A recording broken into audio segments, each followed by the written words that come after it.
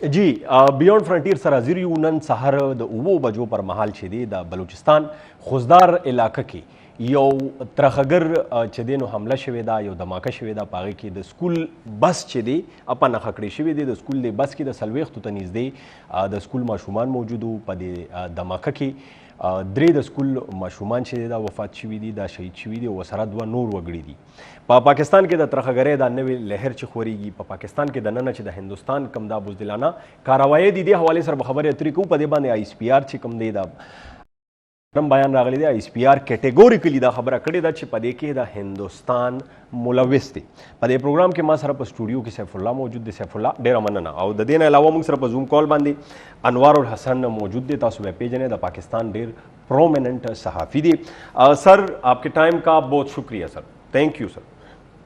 آپ کا بہت شکریہ اور السلام علیکم تمام اے وی ٹی خیبر کے ناظرین کو میری جانب سے. وعلیکم السلام سر. سر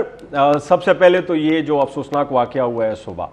سر اس سے آپ کو کیا تاثر مل رہے ہیں کہ ہندوستان کو وہ جو دراندازی انہوں نے کی تھی اس کا جواب بھی ملا، اس کے بعد ہندوستان دوبارہ ان کوورٹ بزدلانہ کارروائیوں پہ آ گیا ہے؟ سر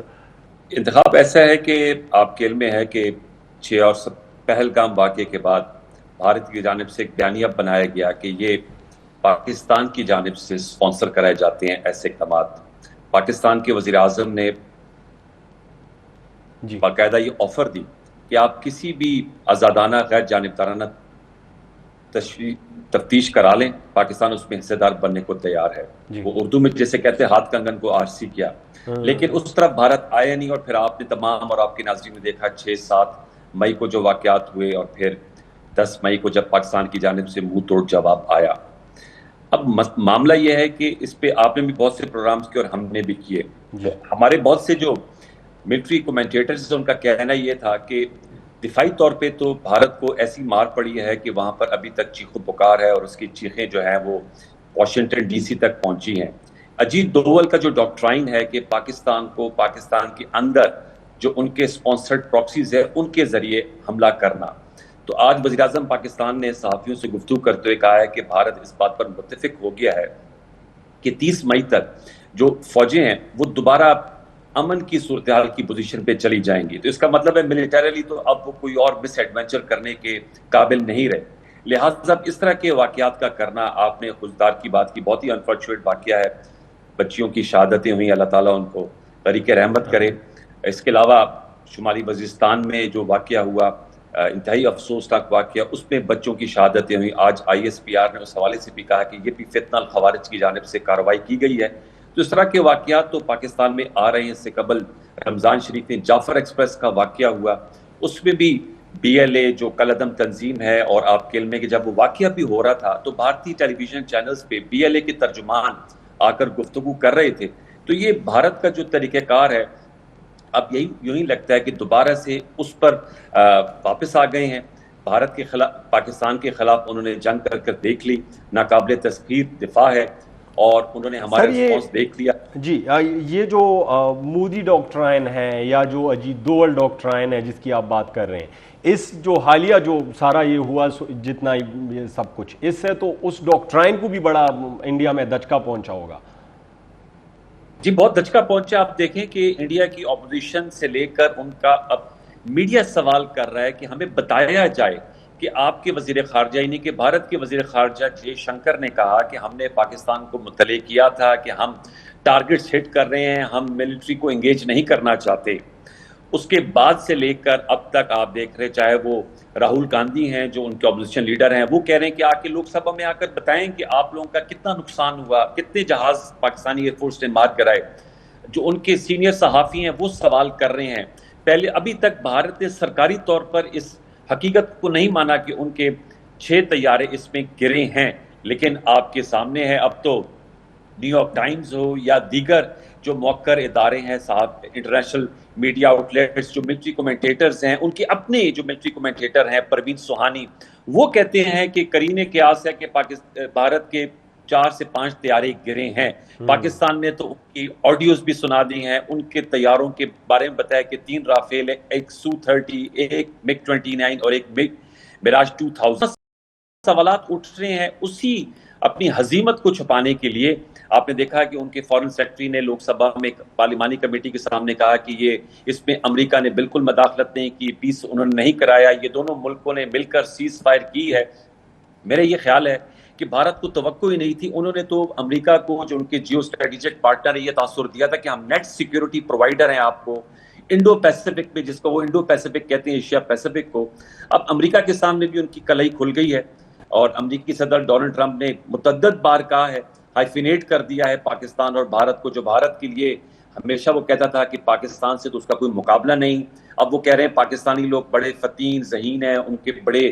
زبردست قسم کی ایجادات کرتے ہیں، ان کے ساتھ تجارتی تعلقات میں وسعت دیں گے، تو یہ سب کچھ بھارت کے لیے ہضم نہیں ہو رہا۔ اس لیے یہ جس طرح کی جو واقعات ہیں، آپ کے علم میں ہے، آپ بہت بہتر سمجھتے ہیں، اے وی ٹی خیبر کی بہت زبردست قسم کی ویورشپ ہے،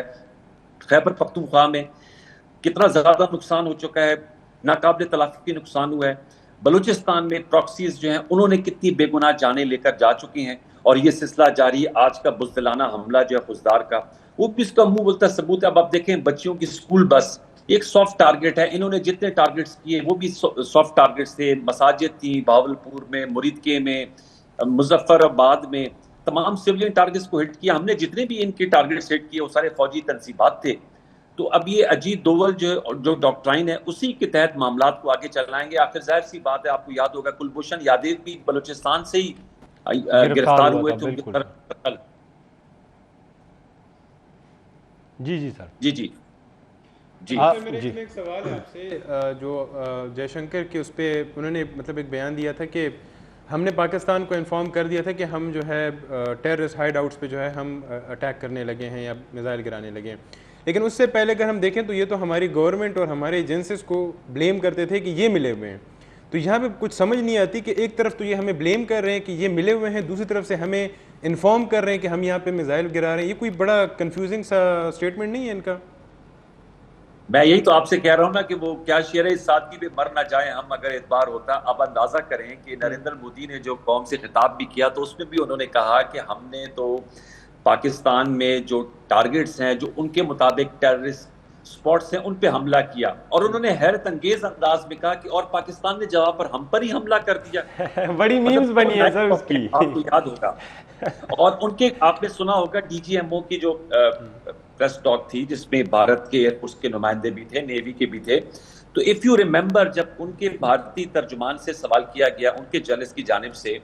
کہ آپ نے پاکستان کا یہ دعویٰ ہے کہ انہوں نے آپ کے طیارے گرائے ہیں، تو انہوں نے جواب دیا تھا کہ یس دیر آر لاسز ان وار،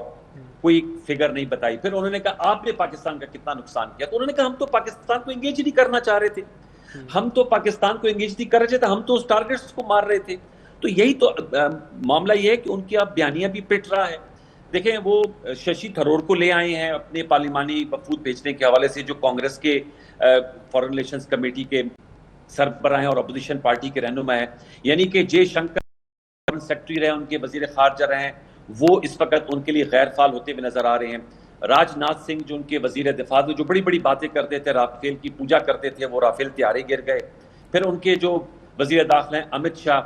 وہ بڑی بڑی ان کے بلند بلند دعوے ہوتے تھے۔ پھر ایک اور ستم ظریفی یہ ہے کہ جس واقعے کو بیس بنا کر پاکستان کے ساتھ انہوں نے جنگ کی، اس پر ان کی وزارت خارجہ نے کہا کہ ابھی تفتیش تحقیق جاری ہے۔ پہلگام واقعے کی میں بات کر رہا ہوں، کسی آرگنائزیشن کا پہلے ایک نام لیا ریزسٹنس فرنٹ، انہوں نے اس کو ڈسون کر دیا۔ ابھی تک انہوں نے کوئی سکیچ بھی اتنے مطلب اس دفعہ تو ان کی نالائکی سامنے آئی ہے کہ کوئی انویسٹیگیشن میں ہی بتا دیں کہ کتنے لوگوں کو گرفتار کیا ہے، کنہوں نے یہ واقعہ کیا ہے۔ اور یہ جس طرح کی جو فالس فلیگ آپریشن اگر آپ دیکھیں تو ان کی تاریخ ہے، پلوامہ دیکھ لیں، اس کے علاوہ اڑی دیکھ لیں، آپ چٹھی سنگھ پورا دیکھ لیں جس میں انہوں نے 36 یا 35 سکھوں کا قتل کیا۔ وہ بل کلنٹن اس وقت صدر تھے، امریکہ کے دورہ کرنے پہ آئے۔ میڈلن البرائٹ نے اپنی کتاب میں لکھا کہ ہمیں پتہ چلا کہ اس دورے سے انہوں نے جوڑا ہے، لگ ایسے رہا ہے کہ بھارت نے مس کیلکولیٹ کیا ہے تمام اس معاملے کو۔ بہار کا الیکشن تھا، راحت اندوری ان کے شاعر ہیں، انہوں نے ایک دفعہ پہلے بھی کہا تھا کہ جب بھی بھارت کے اندر ایکچولی اینٹی پاکستان بیانیہ بکتا ہے، بی جے پی کی سرکار بنتی اس موقف مدے پر ہے، مسلمانوں کے خلاف، پاکستان کے خلاف۔ آپ ان کے نعرے دیکھ لیں۔ ہمارے ہاں تو آپ کو پتہ ہے کہ ہمارے ہاں تو بھارت الیکشن ایشو نہیں ہے، ہمارے ہاں تو ایشو پرو اسٹیبلشمنٹ، اینٹی اسٹیبلشمنٹ، اپنے ہمارے اپنے مسائل ہیں سر۔ بالکل جی، ہمارے اپنے بہت سے مسائل ہیں وہاں پر۔ باقاعدہ اگر آپ ان کے لوک سبھا کی بھی ڈیبیٹ سنیں، ان کے تو تمام معاملات اینٹی پاکستان ریٹرک پہ چلتا ہے، کیونکہ انہوں نے ایک ہندوتوا کا ایک بیانیہ بنایا ہوا ہے. آپ دیکھ لیں، انہوں نے اپنے پروفیسر کو گرفتار کیا ہے،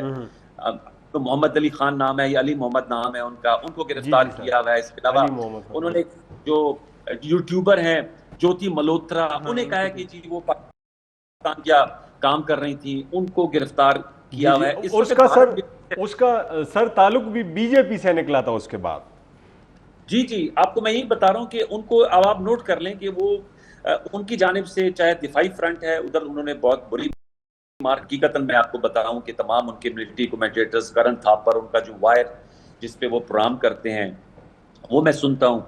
انہوں نے وہ خود اس بات کو مان رہے ہیں کہ بھارت کی جانب سے بہت انڈر اسٹیمیٹ کیا گیا. ان کی ایئر فورس تیار نہیں تھی، ان کے پاس بہت بڑے مہنگے طیارے ضرور موجود تھے لیکن ان کے پاس حکمت عملی نہیں تھی. پھر آپ آسٹریلیا میں دیکھ لیں، انہوں نے آئی ڈونٹ نو کہ انہوں نے کیوں پاکستان کو اتنا انڈر اسٹیمیٹ کیا. اب تو ہمارے ڈی جی آئی ایس پی آر نے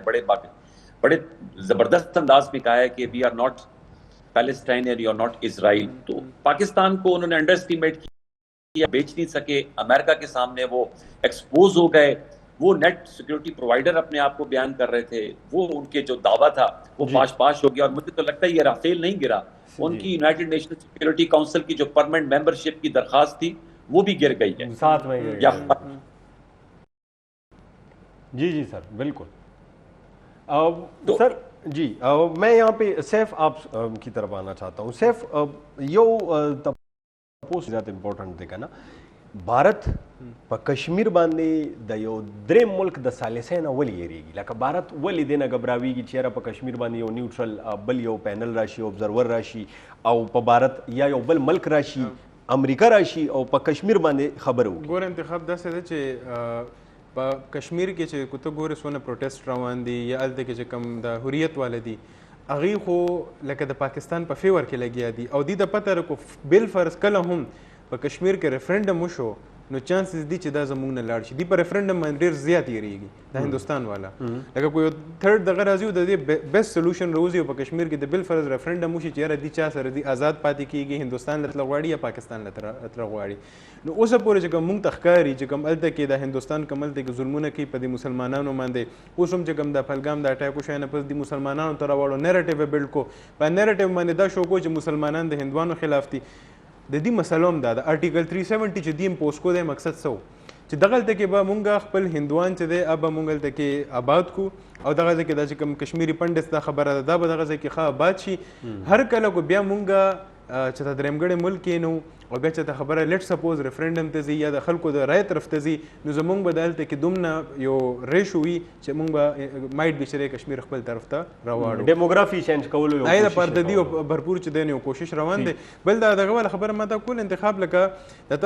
چې کوم اوس د سهار د اٹیک شوی دی کنه نو زه ته وایم چې کله د سیز فایر هم شو نو داسې اکثر بیانونه راتلی چې لکه اوسه پورې لا جنگ نه دی بند شوی کنه، لکه بند شو خو لکه چا بولی چې بره مرحله د پاکستان داسې دی بیانونه و چې پاکستان دی وخت کې په پروبیشن کې پروت دی چې آیا دی هغه میر زخلی نه خلی. د دې نه دا خبره ډېره کلیر کېږي انتخاب چې هغې صرف وار هغه ټیکټس چینج کو په ډایرکټ مونږ باندې چې کوم هغه ګراوند ټو ګراوند یا ایر ټو ایر چې کوم هغې یو کوشش وکړو ناکامه شو، پای کې ته سمیلاو نه شو، الټه بېزتي وشوه، انټرنیشنلي د هغې یو بېزتي وشوه. هغه شي کور کول لپاره د جنگ ٹیکٹکس دی. زه په دې مې سیف تاسو راځم. سر ایک چھوٹا سا ہم بریک لیتے ہیں، بریک کے بعد سر یہ بھارت جو ہے وہ ہمارے جو مستقل مندوب ہے اقوام متحدہ میں انہوں نے کہا ہے کہ بھارت خطرناک بحری تیاریوں میں مصروف ہے. سر تو ایک بریک کے بعد آتے ہیں، اس پہ بھی ذرا بات کرتے ہیں کہ تم کو وڑا شانت دمالو دمین پس رازو پدی موضوع باندې چې بھارت آیا بحری تیارې شروع کړي د پاکستان خلاف د سکاروای د پاره وکنه.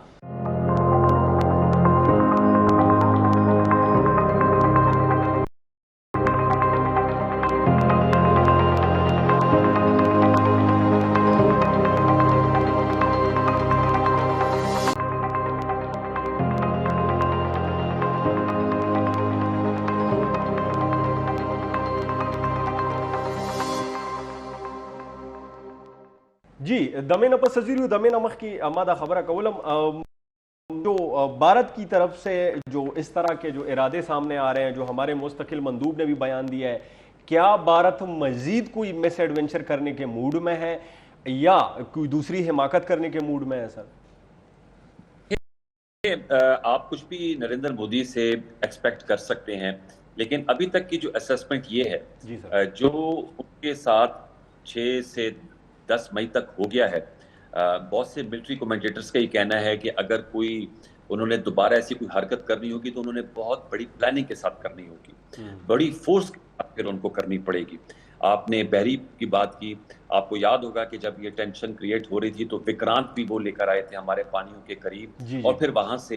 جو ہے وہ واپس جو ہے اس کو واپس اس کا رخ موڑ لیا تھا۔ ایئر کمبیٹ وہ کر چکے ہیں، ان کا نقصان ہو گیا ہے۔ ایل او سی پہ بھی ان کو اچھی خاصی مار پڑی ہے، سفید جھنڈے انہوں نے لہرائے ہیں، اور جو ڈی جی ایم اوز کی بات چیت ہوئی ہے اس پہ یہ نکتہ بھی سامنے آیا ہے کہ دوبارہ وہ جو امن کی پوزیشن ہے اس پہ 30 مئی تک جو ہے وہ فوجیں چلی جائیں گی۔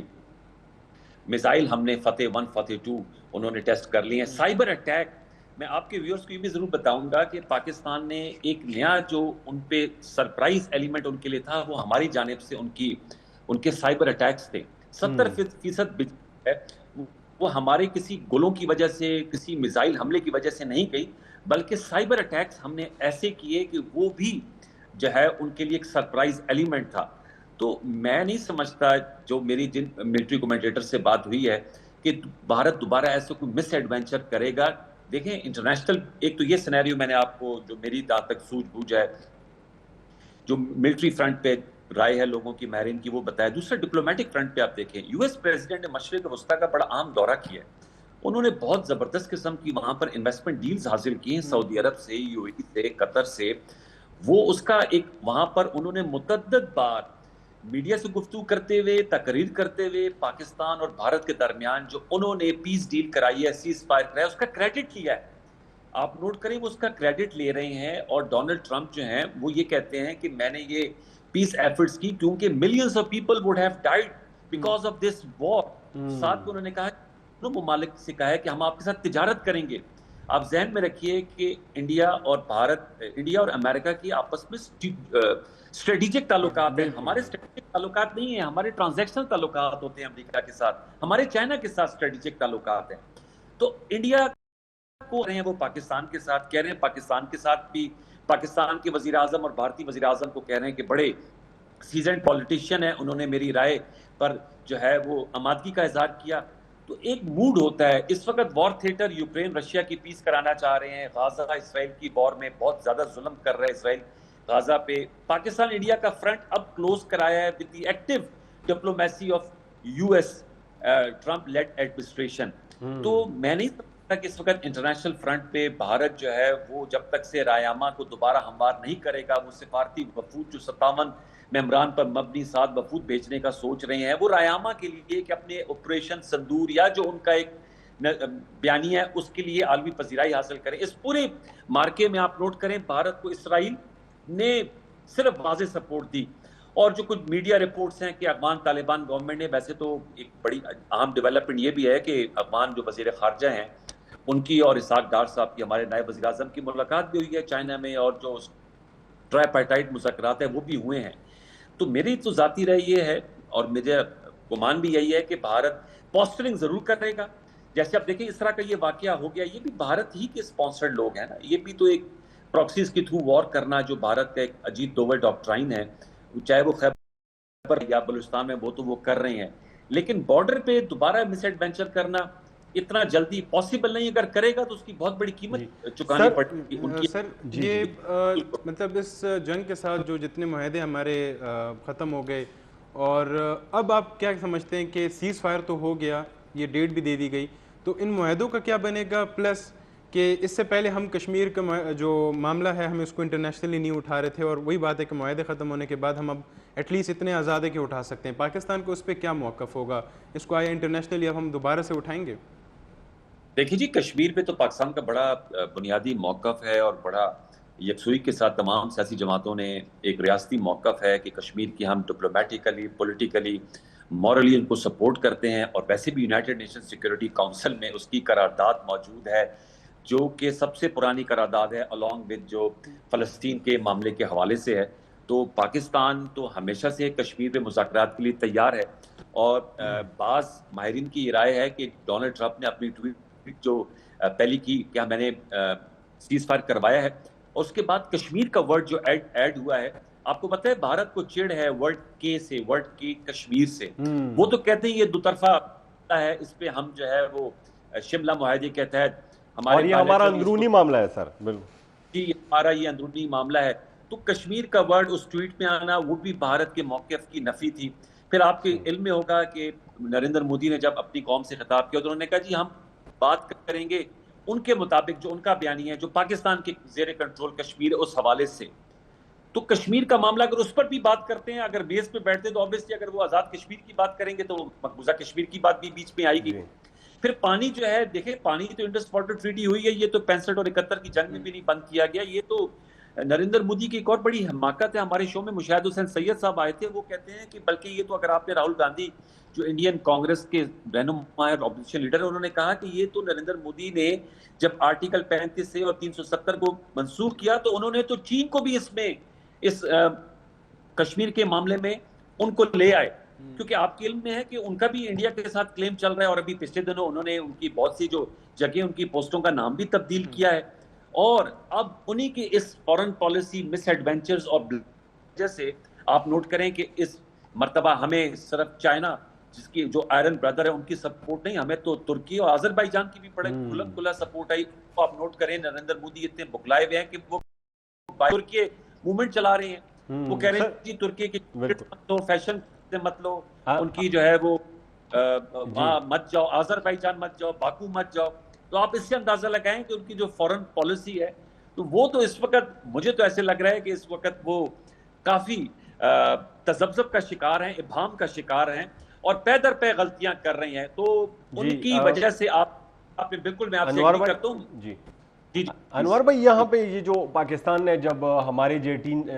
چائنیز میڈ جو J-10C طیارے تھے انہوں نے جب رافیل کو گرایا, اس کے بعد ہمارے جو ایئر فورس ہے ان کی بڑی پوری دنیا میں آپ کو پتا ہوگا کہ اس پہ بڑی ان کی تعریف ہوئی, ان کی اسکل کی وساری, اس کو سر کسی طرح سے انڈرمائن کرنے کے لیے یا آپ کہہ دیں نیگیٹ کرنے کے لیے ایون پاکستان کے اندر بھی ایک نیا نیریٹو چھوڑا گیا کہ یہ تو J-10C کی سپیریارٹی ہے, یہ تو چائنیز ٹیکنالوجی کی سپیریارٹی ہے, یہ تو چائنا نے ٹیکنالوجی ہمیں دی ہے. ہماری اس ایفرٹ کو انڈرمائن کیا گیا. سر اس پہ آپ کیا کہنا چاہیں گے؟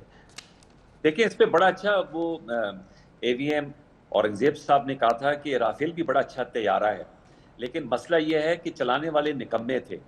تو J-10C جو ہے وہ طیارہ بالکل ہے, چائنا سے ہم نے حاصل کیا تھا 2019 اور 2022 کے دوران J-10C. پھر JF-17 تھنڈر کی پروڈکشن پاکستان میں شروع ہو گئی ہے, وہ ہمارے پائلٹس نے اڑایا. اور ہماری تو تاریخ ہے, انتخاب صاحب آپ کے علم میں ہے کہ MM عالم ایئر کموڈور MM عالم کا ریکارڈ ہے 1 منٹ میں 5 جہاز گرانے کا. اس وقت ٹیکنالوجی گن شاٹس ہوتے تھے. اب PL-15 میزائل 190 کلومیٹر کے فاصلے سے رافیل طیارے کو ہٹ کیا J-10C سے. دیکھیں پاکستان نے اپنی ٹیکنالوجی کو بھی استعمال کیا, ہم نے جیم بھی ان کو کیا, ان کے سسٹمز کو, ہم نے سائبر اٹیکس بھی ان پر کیے, ہمارے ہی پائلٹ تھے. دیکھیں کون سی بھارت کی کون سی لوکل اس میں ایئر فورس کی جہاز تھے. رافیل فرینچ, MiG-29 رشین, Su-30 رشین, میراج 2000 فرینچ. جی تو بھارت کی کون لوکل جہاز تھا جو انہوں نے چلا کر ہمارا مقابلہ کیا؟ وہ تو فرینچ اور رشین. جس S-400 ایئر ڈیفنس سسٹم پر ان کا اتنا ناز تھا وہ بھی رشین ہے. تو بھارت نے تو سارا اپنا رشین اور فرینچ جو ہے وہ ملٹری ایکوپمنٹ جو ہے وہ لے کر آئے تھے, اور لیکن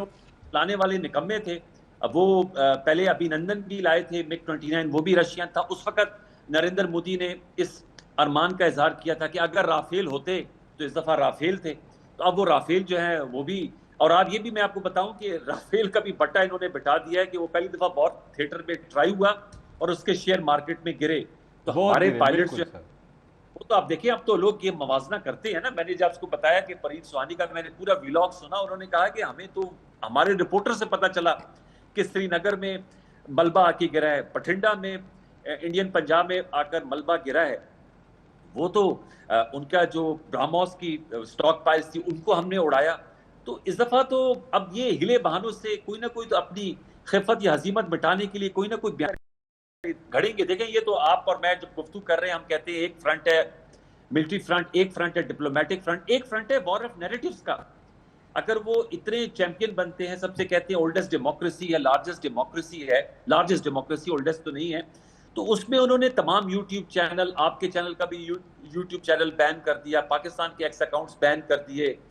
اتنا ان کو پریشانی تھی, اور جس قسم کی انہوں نے باتیں کی ان کے مطابق. سر ہمارا پشتو کا سوشل میڈیا ہے, ہمارے پشتو کے سارے فیس بک پیجز, تمام ٹویٹر, ایوری تھنگ واز بینڈ ان انڈیا. تو مطلب زبان کا بھی فرق ہے پھر بھی. جی بالکل, آپ اس سے آپ اندازہ لگائیں کہ ان کے کتنے فیئرز تھے, وہ کتنے پریشانی میں مبتلا تھے. ان کے میڈیا نے نظم پھیلایا. اب برکہ دت صاحبہ ان کی بڑی مشہور صحافی ہیں, وہ F-16 آپ کو یاد ہوگا جب ابھی نندن کا بھی جہاز گرایا تھا اور اس کو ہم نے کیپچر کر لیا تھا, اس وقت بھی انہوں نے جھوٹ بولا کہ F-16 استعمال طیارہ ہم نے گرایا ہے. پھر وہ F-16 کی ضرورت ہے. کمپنیز آج کل موجود ہیں, کہا کہ کوئی طیارہ پاکستان کا F-16 نہیں گرا. اس مرتبہ بھی انہوں نے یہ بیانیہ بنایا. اب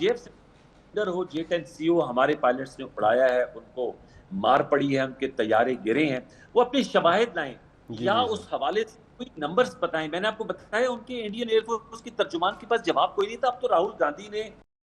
اور صحافی ہیں راجیہ, نام ان کا میں بھول رہا ہوں, وہ بڑے انڈیا ٹوڈے پہ پروگرام کرتے ہیں, وہ کہہ رہے ہیں کہ جی آپ بتائیں, ہمیں فگرز بتائیں. جے شنکر نے اگر جب بیان دیا ہے تو اس کا آپ ہمیں پارلیمنٹ میں آ کے نریندر مودی سرکار بتائے کہ ان کے کتنا نقصان ہوا, اور اگر نہیں ہوا تو اس کے بارے میں بھی آپ شواہد سے بتائیں. آج کل تو سیٹلائٹ امیجریز چل رہی ہوتی ہیں, آج کل تو تمام جو ہے وہ تمام چیزوں کی سپورٹ پہ ایویڈنسز دیے جاتے ہیں, تصاویر دی جاتی ہیں, ان کی جو ہے وہ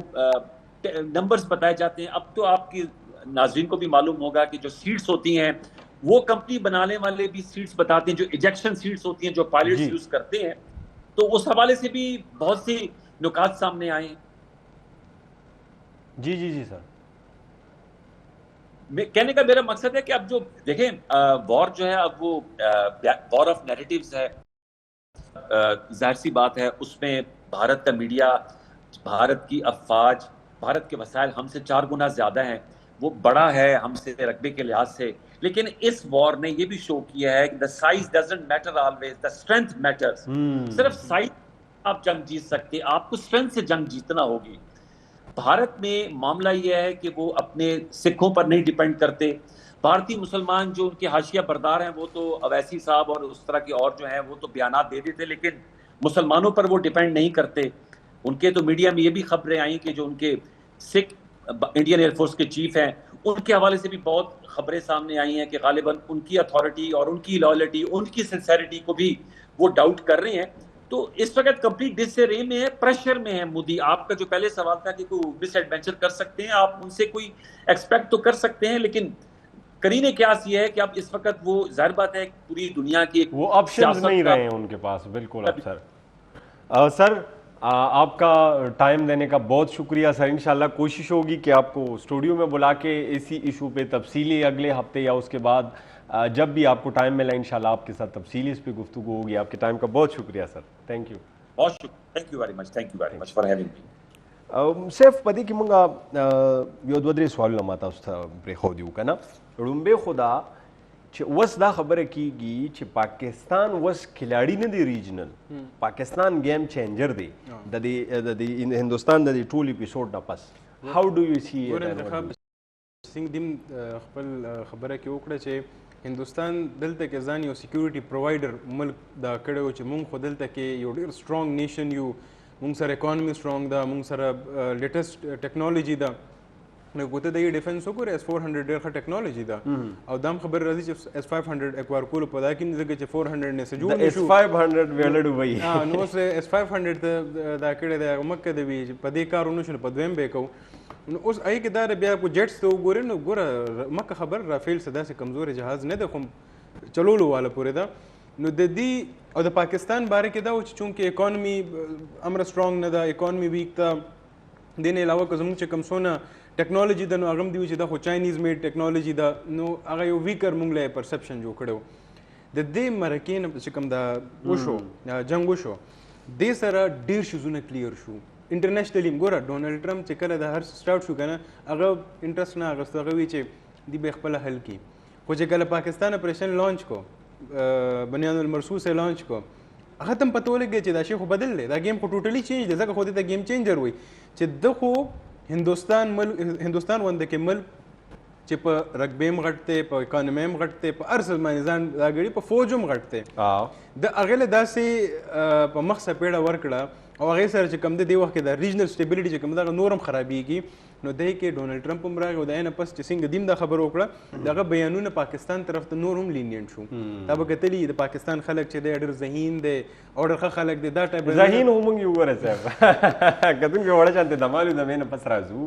او خبرې اترې په دې باندې کوو چې ناګانه دا ټوله دنیا ولې زموږ دونه قدر کول شروع کړه د سیف دا یو خبره دیټ واز ویری امپورټنټ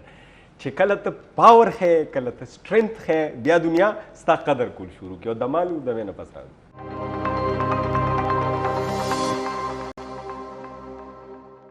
جی د مینه پس یو واره بیا زیر یو خبرې اترې مونږ کولې د هندوستان د رویې، د هندوستان د بزدلانه رویې، د غیر انساني رویې او د یو وحشیانه رویې. نن سهار 9 بجې خوشا چې کوم په خوزدار په مقام باندې چې کوم په خوزدار کې د سکول د ماشومانو د سکول په بس باندې کومه دماکه شوې ده، په کې چې کوم بې ګناه ماشومان وژلي شوي دي د هندوستان له اړخه، هغه سچویشن باندې خبرې کوو. سیف د ټولو ناول خو دا ډېر امپورټنټ دی، د رویې او د طرز خبره کوو. کله چې د جعفر ایکسپریس واقع کېږي، پاکستان په هندوستان باندې حملاور کېږي نه،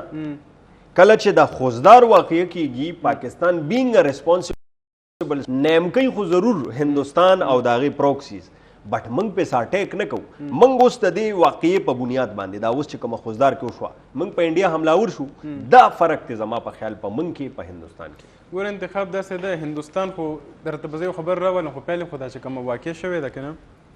لکه دا خبر تاسو سره ما دې نه پهلې دا ډسکس کوله چې په وړو باندې ورتله، لکه یو ما چې ګوره جعفر ټرین ایکسپریس و که نه، ډېر ځوانان پکې کوشش وکړو منډې ووالې، ځان یې پناه کړو، ماشومان ستا نه منډې هم نشي ووالې.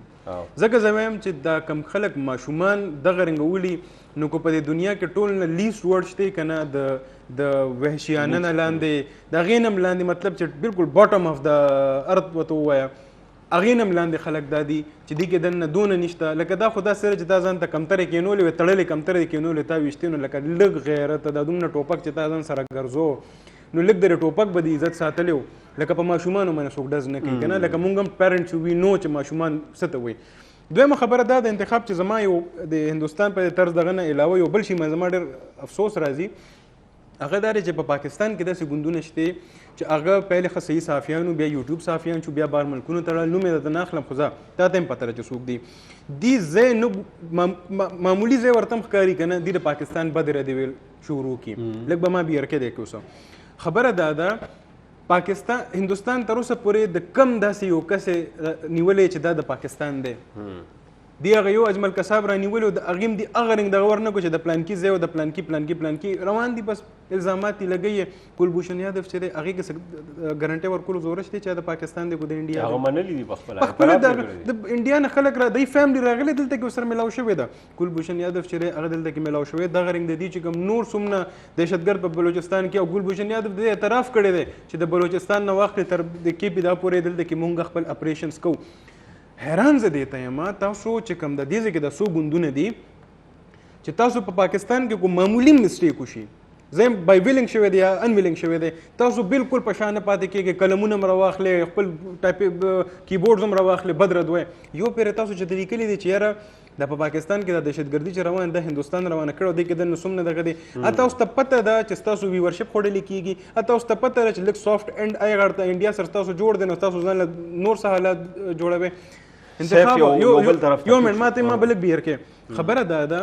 چې زمونږ په پاکستان کې موجود چې څومره صحافي طبقه ده چې کم کینی په سکرین کینی چې کم د سوچ مکتب فکر ول خلک دی چې څنګه هندوستان په کلام باندې پاکستان ته دهشتګرد وایي، د دې زمونږ د خلکو خولو باندې کم تندر را پرېوتی دی چې دی هندوستان ته نه وي. لکه انتخاب ته مستانه سوال دی ولې نشي ویلی او سیف آیا دی په خپل پرسنل لایف کې یریږي؟ ستا ټولې خبرې منم، زموږ دا کم کتونکي چې مخامخ ګوري که نه هغوی دا خبرې احساس شته چې د خلکو بزنس انټرسټ وي، د خلکو د پیسې وي، د یوټیوب د مونیټایزیشن وي، هلته کې د ویوز وي. پاکستان کې به تاسو خیال کړي وي سینیر کرکټران دي، یوټیوب چینل یې به چلولی، هغوی مکمل د دې خبره باندې داسې خبره وي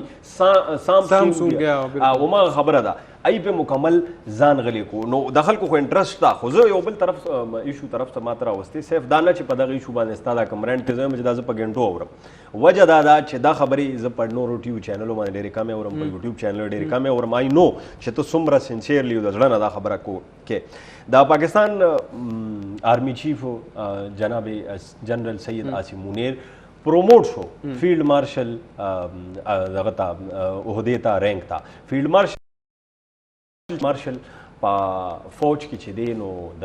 15 د ټولو نه اوچته درجه ده د 4th رینک نه دا چې کوم د 15مې درجې رینک والا چې کوم دغه دی په پاکستان کې د ټولو نه سینیر موسٹ ملټري څوکۍ ده عہده ده د فیلډ مارشل. بله په پاکستان کې صرف او صرف یو آرمی چیف داسې راغلی دی په تاریخ کې چې هغه ته د فیلډ مارشل عہده میلو شوې ده. هغه فیلډ مارشل چې کوم هغه تاسو ته پته جنرال ایوب خان و. جنرال ایوب خان ته دا میلو شوې وه. هغه تاسو ته پته د 1965 جنګ و د هغې کې د هغه ډېر زیات کردار و. آرمی چیف ته چې کوم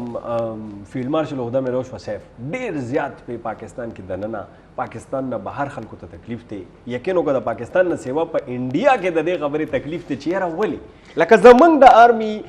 یو عہدیدارو من پروموټ کو دی کې براه راست انډیا سره تعلق ګور انتخاب په دې باندې مال اکثر خندم راشي. خبره داسې ده چې لکه ایوب خان ته هم د جنگ ګټلو نه پس چې دی نو دا یو اونري یو عہده چې دا میلاو شو او عاصم منیر ته لکه زه ته خبره کوم یو جنگ مونږ وګټو دې کې څه شک خوشته نه کنه لکه د زه ته وایم چې دا ښه خبره ده چې ټیکنالوژي دونه مخې ته لاړه چې اوس شیزونه فیکټس پټېږي نه کني دا به انډیا ویلو چې دا مونږ ګټلی چې څنګه دا تېر بله جنګونو ځان پورې تړلي چې دا مونږ ګټلي دي.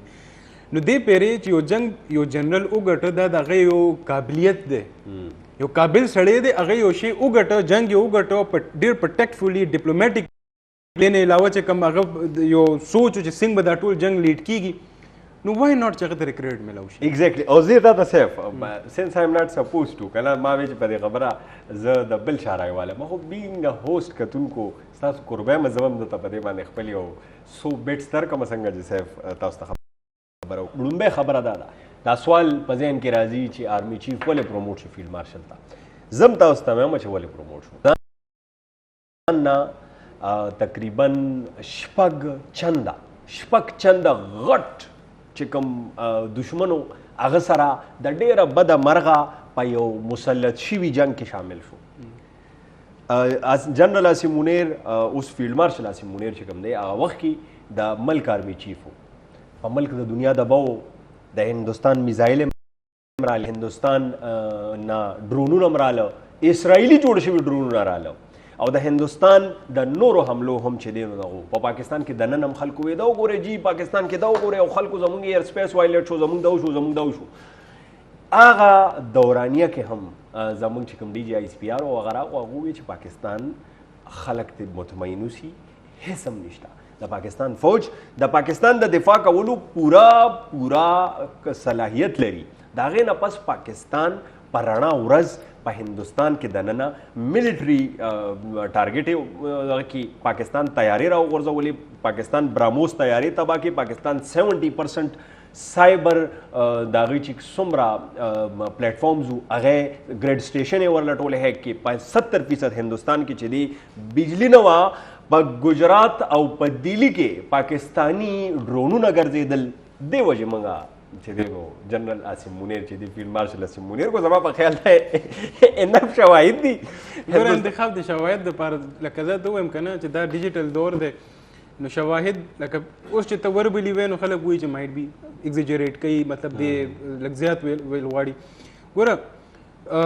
د کرن تھاپر نوم هغې م واخیسته دی کې یو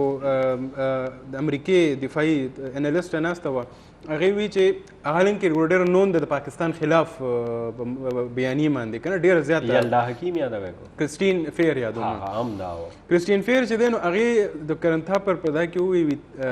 کرن تھاپر ورته وی چې مونږ چې دی نو لکه دغه رنګ میزایلو ایله جهاز مو له وغورځو او دې مونږ باندې کلیم کوي چې مونږ له رافیلو غورځول. هغه ورته وایي چې بالکل دي تاسو له رافیلو هم غورځولي دي او زه حیران یم چې دا کومې خبرې راځي چې تاسو د هغې چې کوم اټمي اساسو سره خوا کې تاسو میزایل غورځولي. مطلب دا ښځه وایي چې تر اوسه پورې د پاکستان بد ویلي دي. دا یو وجه ده چې دې پیرې دا چې څه شوي دي او دا چې کوم ویلې کېږي لکه هغې کې دننه څه دروغ نشته. پاکستان ځان د فرام د ویری بګیننګ دومره ټرانسپیرنټ دی پرې ساتلی په دې ټول جنګ کې د اپریشن کې د هغې نه پس هم مونږ غلط بیاني په میډیا باندې هم چا نه ده کړې. ټیک د سوشل میډیا والا خو ځه خو یو روان شي خو که زمونږ ته ډي جی ایس پی آر وګورې هغې دلته کې څه لاسز شوي دي پټ کړي نه دي وی که نه اډمیټ یې کړه چې یاره په پلان کې سیکټر باندې دی اټیک نه لاس وشو دونه کیجوالټیز وشو. انډیا والا فرام د بګیننګ هغې فرام بالکل د سټارټ نه هغې دا شیزونه هایډ کول خپل لاسز یې هایډ کول خپل چې کوم دا فوج بارډر ایل او سی باندې کوم دي سرنډر وکړو هغه سپینې جنډې دای پټول رافیل یې پټول د براموز غورځولو سپینې جنډې څه مطلب و دا خو دغه دی که نه وایي لږ شانتې کتونکو هندوستان وایي لږ شانتې به دمه والو په دې جنګ کې ډېر زیات ستړي شو یو وړه شانتې دمه والو دمې نه پس راځو موږ هم تاسو ته سپینه جنډه ښایو سپینه جنډه خو نشته خیر خو دمې نه پس راځو خبرې ترې جایز. جی نو موږ خبرې ترې کولې چې فیلډ مارشل عاصم منیر ته چې دی نو د فیلډ مارشل اعزاز ولې میلو شو پای باندې موږ تاسو ته خبره کلیر کړه چې د هندوستان د سپینې جنډې څنګه چې سیف خبرو که سپینې جنډې ونیوې هندوستان په خپل مسلط کړي جنګ کې تیښته وکړه په خپل مسلط کړي جنګ کې تیښته وکړه د هغې چې کومې خبرې تاسو واورئ د هغې چې کوم انداز و د هغې کوم طرز بیان و آزاد کشمیر موږ یې رو ګلګت بلتستان موږ یې رو لاور کې د خیره بندرګاه نشته خو هغوی وایي نه لاور بندرګاه وي موږ نیولی ده اوس د لاور بندرګاه چې هر ځای ده که ته به غواړي که نه په دې سوشل میډیا باندې یو تصویر چلېدو پی کې یو کښتۍ ده هغه په وچه ولاړه ده یو کس پکې صاحب د پاسه مې لیکلي وو وایي دا د هندوستان کښتۍ ده وایي د لاور په بندرګاه باندې ګیره شوې نه کېدای شي چې هغلته کې لاهور کې یو ډېر مشهور یو نالی ده که نه دغه والا اپاشي والا یو کېدای شي په هغې باندې دي یادوي چې مونږ بندرګاه جوړه کړي پاکستان او هغې نیولي هېڅ پته نه لګي د انډیا وردي سم ویلی شي که نه لکه دا یو خو ته تھرو آوټ صحافت هم وګورې په دې ټول میټر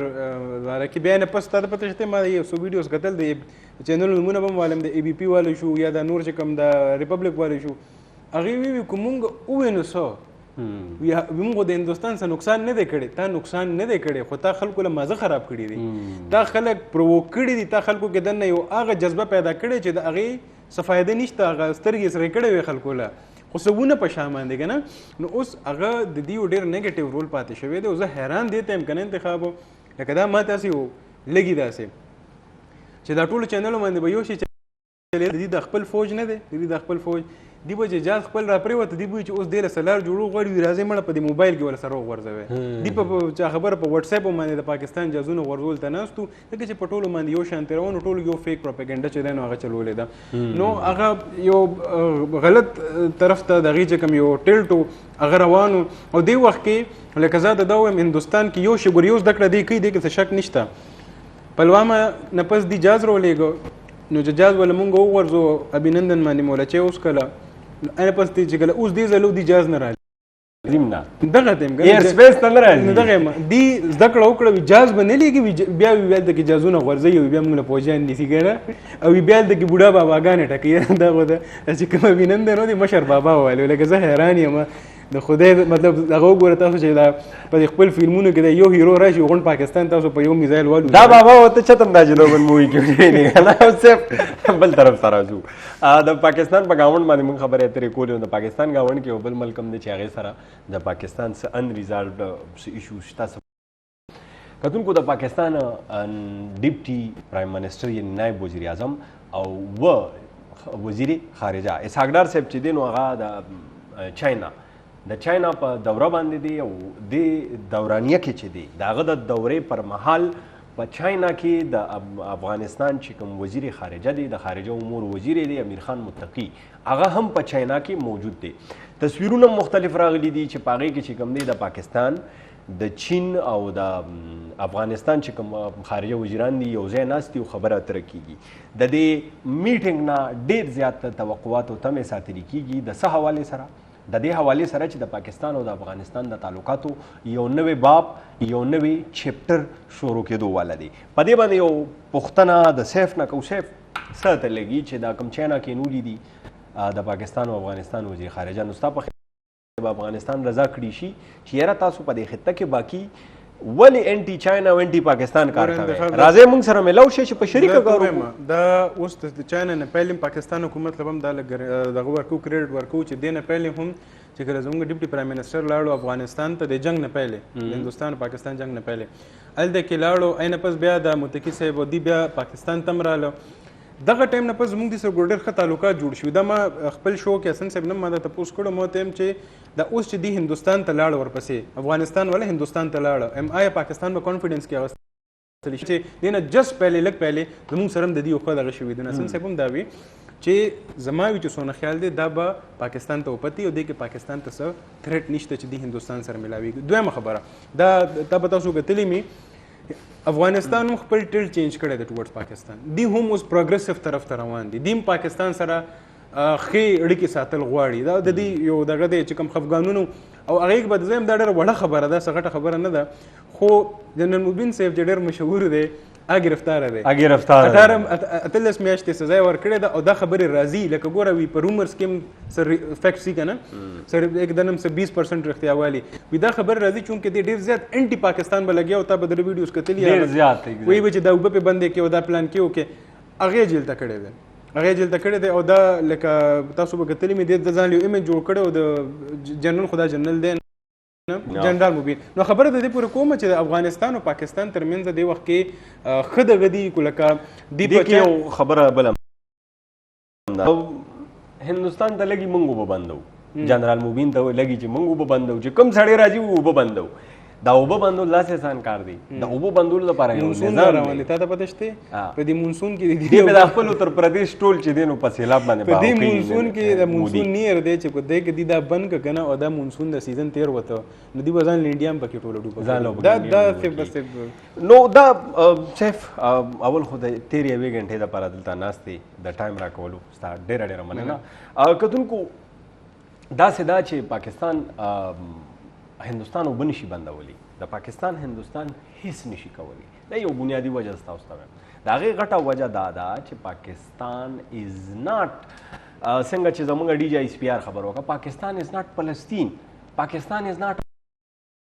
اسرائیل بلکې انډیا سره خو اسرائیل په شریکه ملو شو په شریکه ور سره اسرائیل ملو شو دا غي باوجود من انډیا چارو شانه چت کا منگا انڈیا لا اسٹریٹجیکلی شکست ورکو منگا انڈیا تا ملٹری وائز شکست ورکو تا ڈپلومیٹکلی شکست ورکو منگ دا انڈیا ریپوٹیشن کم چی انڈیا زان یو چودری گڑولو پا دے علاقہ کے چی آئی ایم دیٹ چودری ہندوستان از نو مور دیٹ چودری ہندوستان چی دا پرسپشن پا بنیاد باندے پا دے ٹولا خطہ کی اینڈ فور دیٹ میٹر پا یورپ کے و پا امریکہ کے خپلی او پرسپشن جوڑ کرے چی آئی ایم دا you know the chaudhary of this region. Hindustan is no more the chaudhary of this region. دومره انټرېسټینګ یو څو پدې کې ډیولپمنټس راغلي دي خبرې وړي دي بٹ اٹ جسٹ شوز یو کنه دا خبره تاسو ته ښیي چې د هندوستان باره کې د دنیا رویه څنګه بدلیږي. د هندوستان د 15 لکو ډالرو امونه تللی وه امریکې ته د امریکې هغه امونه خوښ نه شو یا د هغې کوالټي خوښه نه شوه غونډې پیټۍ واپس راولېږي. دا آئی پی ایل شروع په آئی پی ایل کې انګلینډ وایي خپل کلاړیان نه ورلېږم د استرالیا مختلفو کلاړیانو آئی پی ایل د کلاوولو نه او پای کې د لوبه کولو نه انکار وکړو. د هندوستان حوالې سره به تاسو داسې خبرونه وورئ ریسنټلی چې تاسو به حیران شئ. د دې وجه څه د دې وجه دا ده چې دا کوم د پرسپشن دا یو خوب یو خیال جوړ کړی مودي چې بس انډیا نه بغیر خو دنیا نه چلیږي. انډیا مودي کم از کم 10 کاله شاته بوتله په دې انټیکس باندې او په دې حرکاتو باندې او په دې سیزونو باندې د انډیا چې په 90s کې کم مقام انډیا تقریبا د 90s او د 80s مقام ته ورسېده. پاکستان being a 6 times smaller country پاکستان په خطه کې په دنیا کې ځان په برابرۍ باندې په دنیا کې وخولو. د ټول نه غټ نقصان انډیا ته څه شو؟ کشمیر ایشو. You are not willing to talk about Kashmir. But you have to talk about Kashmir. زمونږ آرمي چې کوم پی ایم دی شهباز شریف صاحب هغه د تازه نن بیان سره راغلی دی هغه وی هندوستان سره به خبرې کوو په څه باندې په دهشتګردۍ باندې په دغه باندې په اوبو باندې